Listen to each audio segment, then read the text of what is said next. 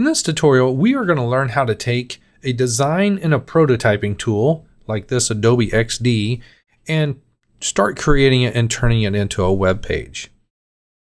There's several things that I want to point out inside of this design that will make it easier for you to develop. Now, I'm going to play this, so let me resize it real quick. For some reason, it never wants to say the size of my screen.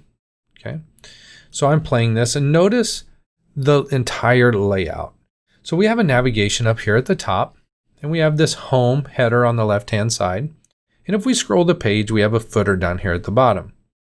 We have a hero image, and we have some content here in the middle. Now, one thing that I would like to point out is that whenever I look at a prototype, I always look at all of the pages first. I pick out the common parts of the site. That way I know that there's going to be certain areas that always look the same, and then other areas that are going to change. So as we go through this real quick, we'll point out those areas that are going to stay the same. That way styling our website is going to be easier. So this is our home page, and up here we have our navigation. And I'm going to consider this whole top up here our navigation. Inside of there we have our links to our other pages, and we also have the Soap Factory's logo. Okay, so if we look at that and we look at the other pages, you'll notice that this area up here at the top does not change at all, other than the active link, which just basically changes color and moves to italics. So this area is pretty much styled the exact same. We notice as we click through all of the pages that the header on the left-hand side styles the same, it's always oriented in the same direction, and the color is the same. It just changes words.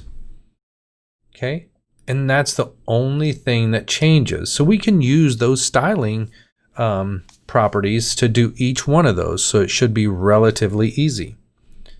Okay, so our navigation pretty much stays the same. Our hero image right here stays the same on each one.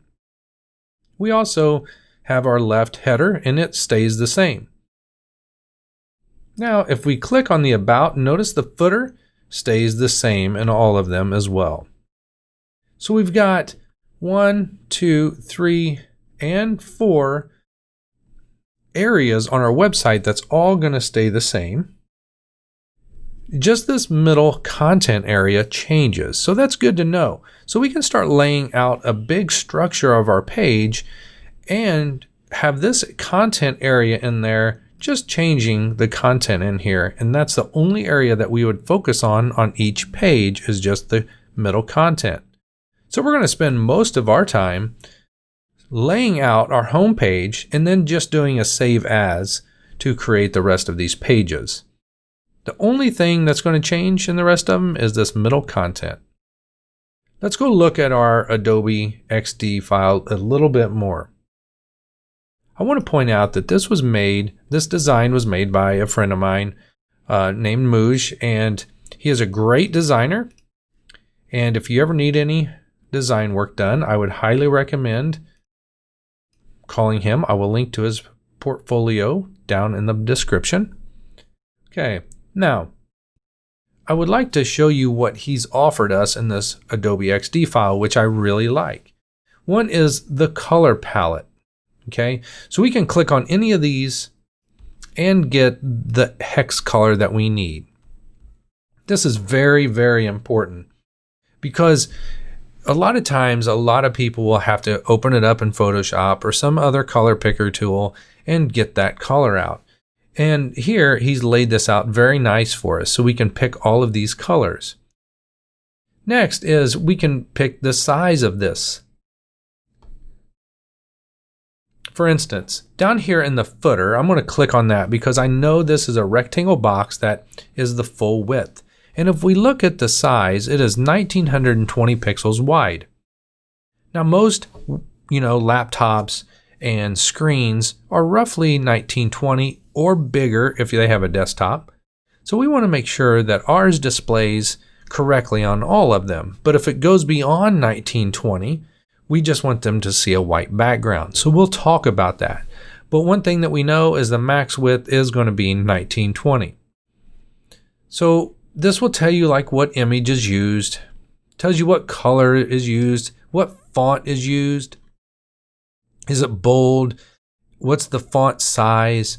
So this is all stuff that we can find out. So if you plan on going into web development, chances are you're going to get some sort of prototype from your designer, and this is what you're going to see. Make sure you sit down with that designer and talk through all of the layout and what they expect. Sometimes there might be an animation built in, sometimes there may not, but that's between you and your designer. So this is our prototype. As you can see, we have the About page, the Products page. They're all laid out exactly the way they should be. One thing that I want to point out is that I will give all of the images that you need to build this down in the description. I will also give the color palette, or all of these colors right here. I will put them in there as well. But as far as the Adobe XD file, I am not going to put that up because I believe that is Muja's, and I don't want anybody else taking it and developing other tools or websites with it.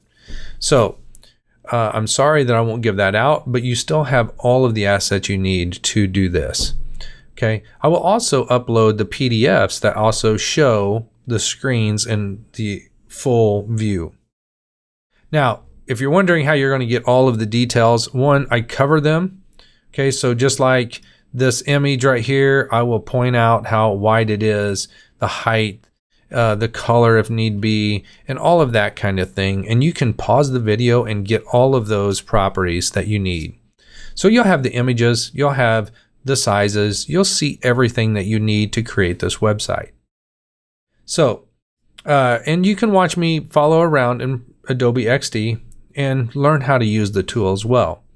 So now that we have this first video out of the way and talk about what we're going to create and what we're going to start with, which is basically these big 4 areas in the navigation, the home, the footer, and in this content area, and in the hero, we're going to start laying that out. And I'm going to go over also what my development environment looks like. So I use Visual Studio Code. I will give you a list of everything, all the plugin and extensions I have in Visual Studio Code so you can keep up with me. And we'll go over all that in the next video. So again, this is going to be a great project. It's going to be several videos, but we're going to recreate this great site called the Soap Factory, and you're going to learn a lot about how to lay things out. Let's go over and get our development environment started.